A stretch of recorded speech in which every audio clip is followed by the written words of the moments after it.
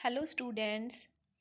आज हम अपना टॉपिक स्टार्ट करेंगे एमआरटीपी एक्ट। एमआरटीपी की सबसे पहले आप सबको फुल फॉर्म पता होनी चाहिए।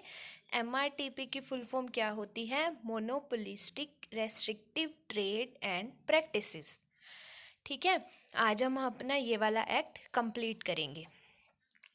सबसे पहले हम इसकी इंट्रोडक्शन करते हैं। इंट्रोडक्शन में क्या है कि भाई जो ये वाला जो एमआरटीपी एक्ट था ये कब एनफोर्स हुआ था? ये एनफोर्स हुआ था 1 जून 1970 में।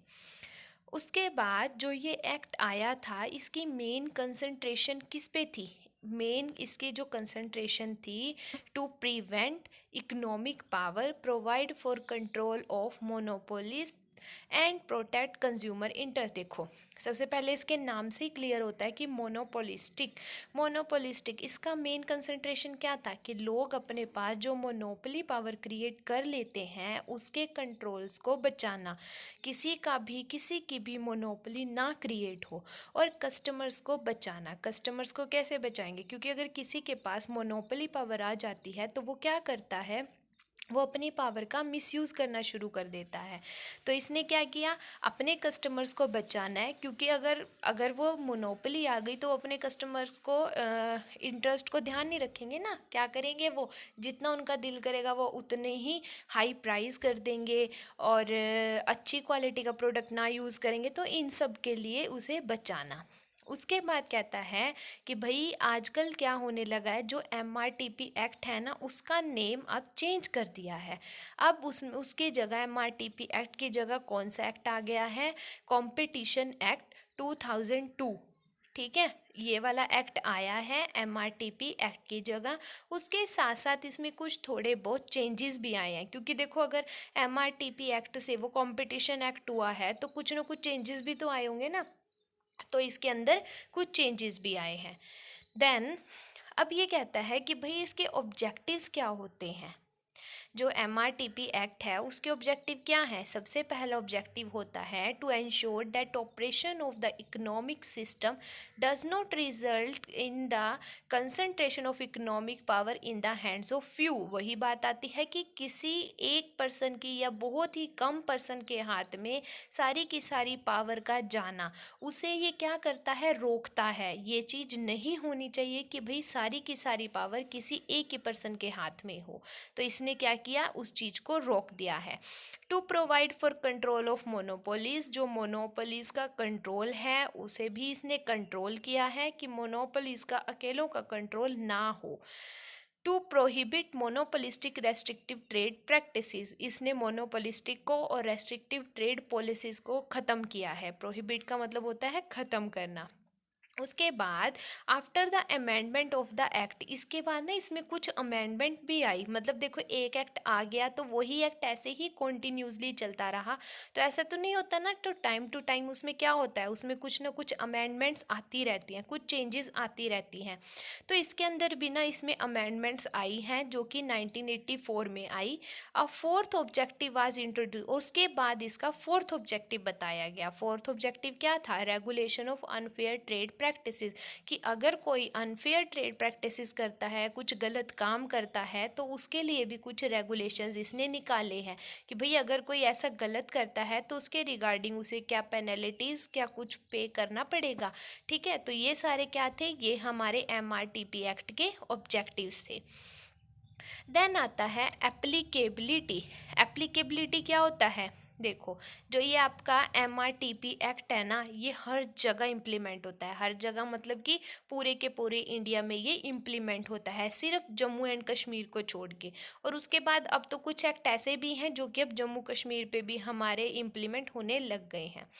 उसके बाद कहता है अनलेस द सेंट्रल गवर्नमेंट, जो हमारी सेंट्रल गवर्नमेंट होती है ना, otherwise direct then should not apply to. और कहीं कहीं जगह इसका अप्लाई रोका भी जाता है। ठीक है, भी हर जगह नहीं होता। तो सेंट्रल गवर्नमेंट के बजाय कुछ पार्ट्स होते हैं जहाँ ये अप्लाई नहीं होगा।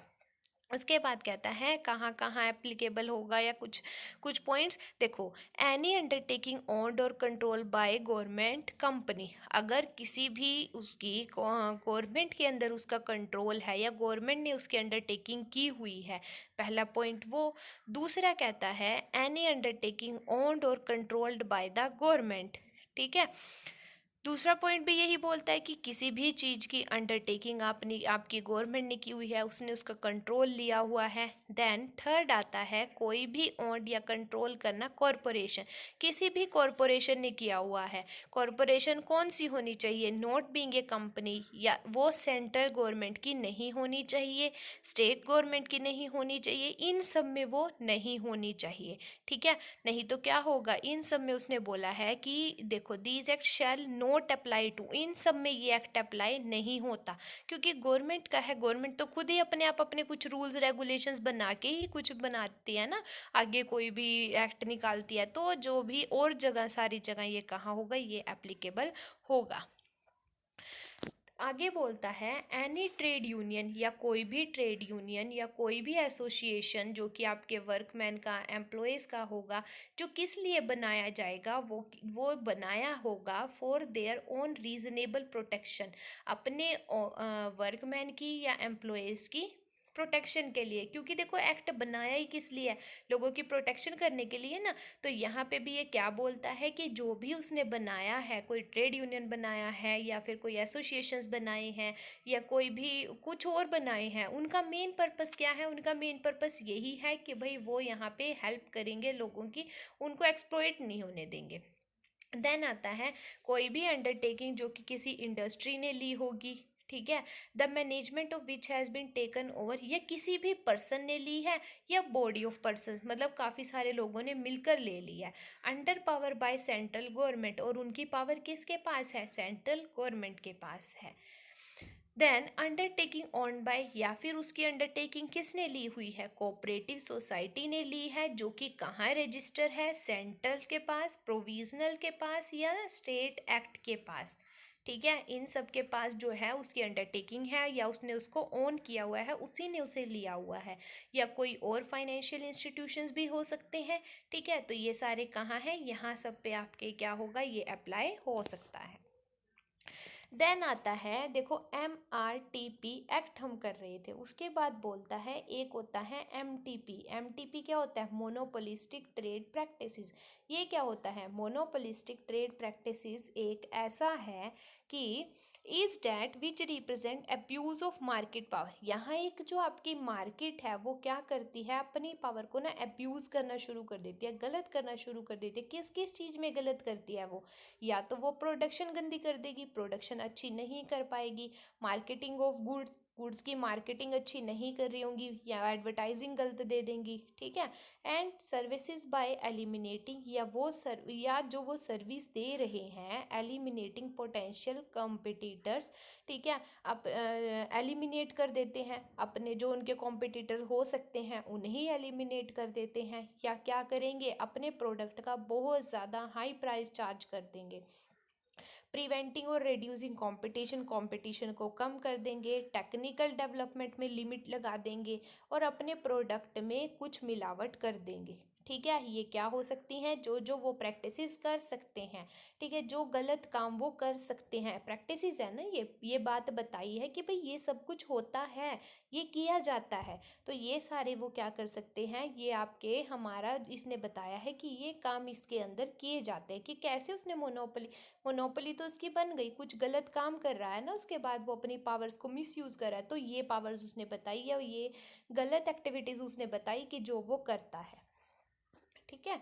उसके बाद आता है नेक्स्ट कुछ देखो, अब MRTP एक्ट है, सारी चीज़ का ही हमें एडवांटेज ही मिलता रहे तो ऐसा तो पॉसिबल नहीं है, तो ये बोलता है कुछ ना कुछ MRTP के एक्ट होंगे, तभी तो कंपटीशन एक्ट आया ना।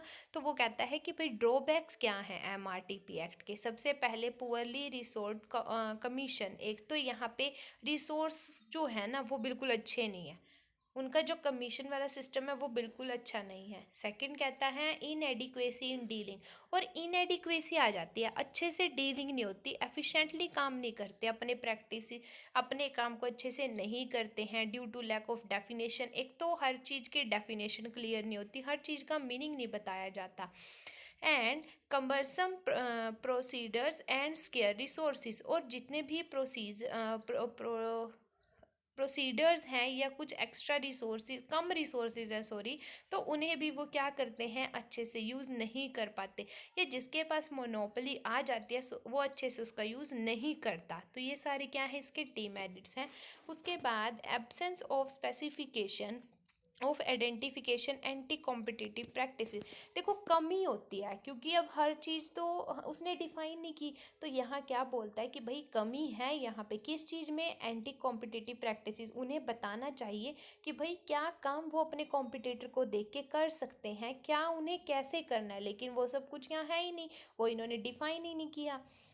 नेक्स्ट बोलता है एंटी कॉम्पिटिशन प्रैक्टिसेस, जैसे cartels, predatory pricing, rigging are not specifically mention, जैसे किसी चीज़ के रिगार्डिंग उसका प्राइस क्या होगा, उसके कार्टल्स क्या होंगे, ठीक है, हर चीज़ ना मतलब बताया नहीं कि एक चीज़ जो वो बना रहा है उसकी क्वालिटी, उसका प्राइस क्या होगा, ये अच्छे से मेंशन नहीं है हमारे MRTP एक्ट में, जो कि उसे मेंशन करना चाहिए, उसे मेंशन नहीं किया जाता। तो इन सब की वजह से क्या हो गया, हमारा MRTP एक्ट को हमें छोड़ना पड़ा, और हमें अपने कौन से एक्ट पे आना पड़ा, हम फिर आए अपने कंपटीशन एक्ट पे।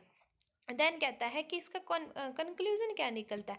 देखो MRTP एक्ट ना वैसे तो सक्सेसफुल रहा, क्योंकि कितने टाइम तक चला है, तो उसके बाद ही तो कंपटीशन एक्ट आया, तो जो MRTP एक्ट होता है वो हमारा सक्सेसफुल हुआ है due to scarcity of resources. लेकिन हमारे पास कुछ रिसोर्सेज कम है, या हमारे पास पूरे अच्छे से वो डिफाइन नहीं किए गए, जो काम हमें करना है उसके प्रोसीजर डिफाइन नहीं किए गए, कम्बरसम रूल्स रेगुलेशन, उसके कुछ रूल्स रेगुलेशन हमारे पास ज़्यादा दिखा दिए, कम दिखा दिए।